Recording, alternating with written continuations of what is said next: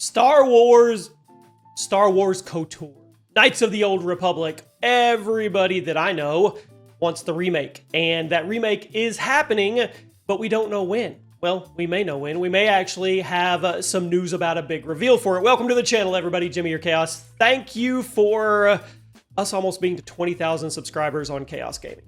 I truly, truly appreciate you guys, and you show up every single time we put up a video in this community. Man, you guys come to the table with all your thoughts and your wants and your expectations on any video game we're talking about. So as always, I read every single comment on every single video, and today it's Star Wars KOTOR. We're going to talk about the newest leaks, the newest rumors, confirmation, and how we could actually get a reveal sooner than we thought. So sit back, drop a like, make sure you guys are subscribed, and here we go. First off, I want you to breathe easy. Breathe easy, KOTOR fans, because this remake is not dead. Far from it. After months of radio silence and panic, we finally got some confirmation that the project is alive and well. In April of 2024, Saber Interactive CEO himself, Matthew Karch, broke the silence and reassured everyone that development is ongoing and the team is dedicated to making sure we exceed consumer expectations. That was a huge official proof that we are getting our beloved remake and is still cooking despite all the turmoil and all the negative news we've gotten in the past. Now, let me catch you up. The backstory. Originally, Aspire Media was developing the remake, but things went off the rails. There was internal issues, led to the project being put on indefinite hold in 2022. It's a sad day. But enter Saber Interactive. They swooped in, they took over, basically rescued KOTOR.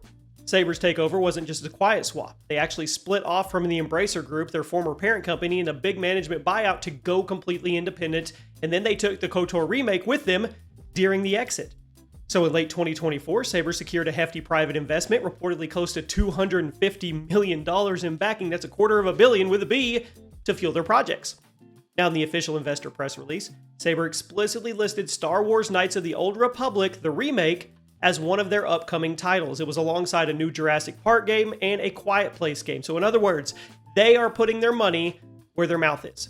KOTOR is on their roadmap, fully funded to continue. And I like to imagine the devs at Saber clutching the KOTOR project files in a briefcase while they're walking out of Embracer HQ. That would be cool. That would be a really cool Netflix movie.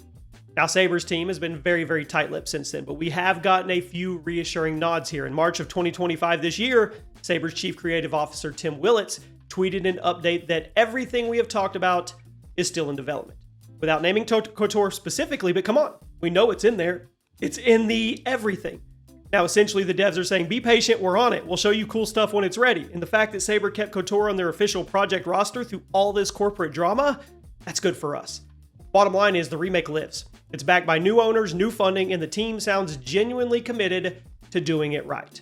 Now, that was all positive stuff, but not everything is sunshine in this galaxy, and one big player that has gone really quiet about the remake is Sony. You guys remember, when this remake was first announced back at the PlayStation Showcase in 2021, Sony was heavily involved in hyping it up. It was revealed as a timed PS5 console exclusive, with Sony Interactive Entertainment originally set to publish it. Now, at the time, that was a mic drop moment. Darth Revan's teaser appeared at a Sony event. It implied PlayStation had the marketing and probably funding in hand and ready to go. And we fast forward to now, Sony's ghosted the entire project. They have not mentioned KOTOR in any recent showcases, no press releases, nothing. In fact, this has alarmed a lot of us. Sony delisted the original reveal trailer from their official YouTube channel about a year ago. No explanation at first, it just vanished. It stirred up all kinds of uh-oh reactions in the community, and Sony later claimed the takedown was due to an expired music license for the trailer. Okay, maybe that's true, music licensing is tricky. It's also Sony. It felt a bit suspicious, like they were quietly distancing themselves. Now, according to reputable insiders, Sony might have lost faith or interest in the KOTOR remake, which to me is stupid. It is. Industry journalist Jeff Grubb, who has a solid track record with these, reported, "My understanding is that Sony wants nothing to do with the KOTOR remake anymore." That's a stark statement. Grubb even said he initially thought the project was dead because Sony backed out, but since Saber is clearly pushing forward, it's not dead. It's just moving on without Sony's help. So if Grubb is right, that has big implications. It likely means the original deal for PlayStation exclusivity and Sony's publishing role is probably off the table. Sony is reportedly going to co-fund and publish it. I mean, that was huge, and they pulled out. So Saber, maybe with another partner, might end up publishing the game on their own. So what about the PS5 exclusivity?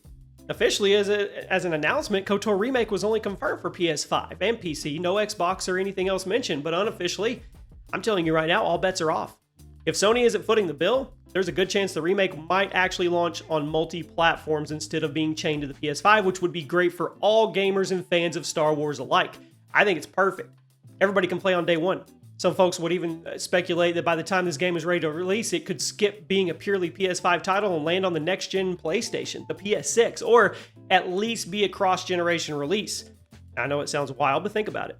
Sony's already working on the next console, and this remake's timeline is stretched out, and a report from Game Rant said that if development drags on, this might slip into the next-gen hardware territory. I wouldn't be shocked at all if it ends up as a late PS5 title or an early PS6 title to future-proof it.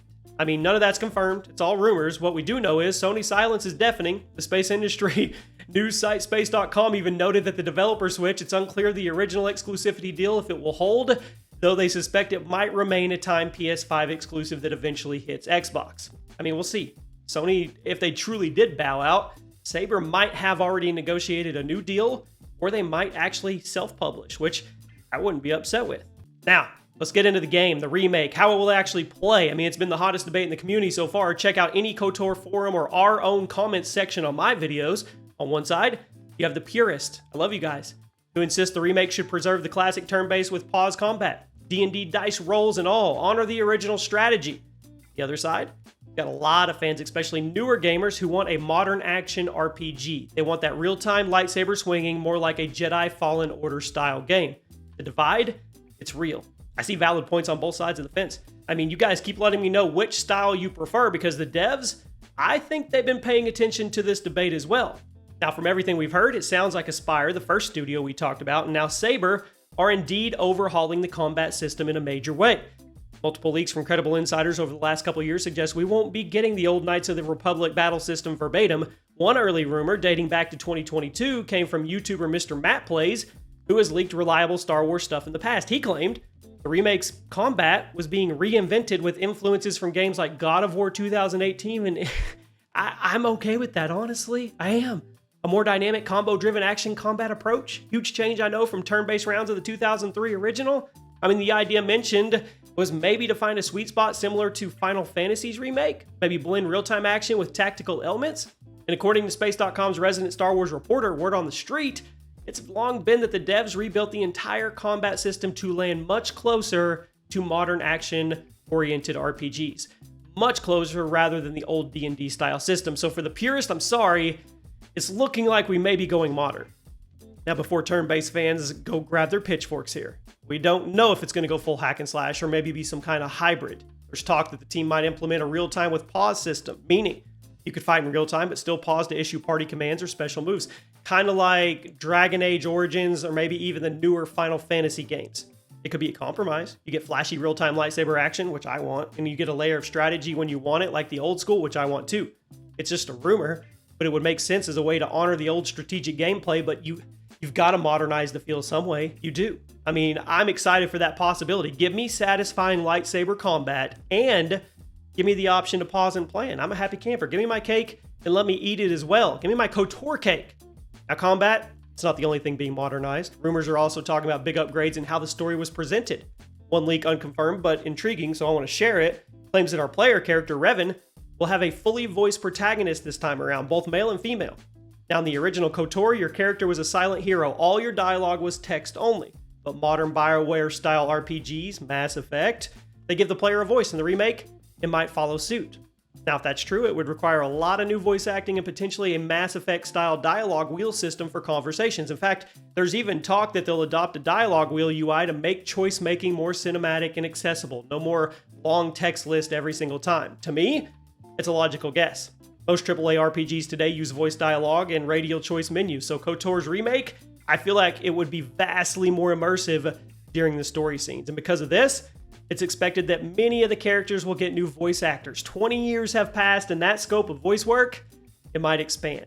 I don't want you to panic out. That doesn't mean the characters themselves are changing significantly. All reports indicate the core story and the characters remain intact, just reimagined with higher fidelity. For example, I mean, you could have Jennifer Hale doing her voice, and she could actually come back. She actually was back in the teaser trailer. and they could enhance everything for new performances and production. The soundtrack is also rumored to be fully re-recorded with a modern orchestra, which that's honestly the best news I've given you guys today. Think about that.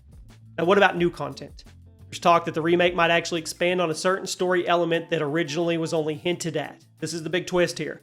Fans on Reddit and forums have theorized we could see playable flashbacks or additional scenes fleshing out Revan's backstory, glimpses of the Mandalorian Wars, or Revan and Malek's fall to the dark side.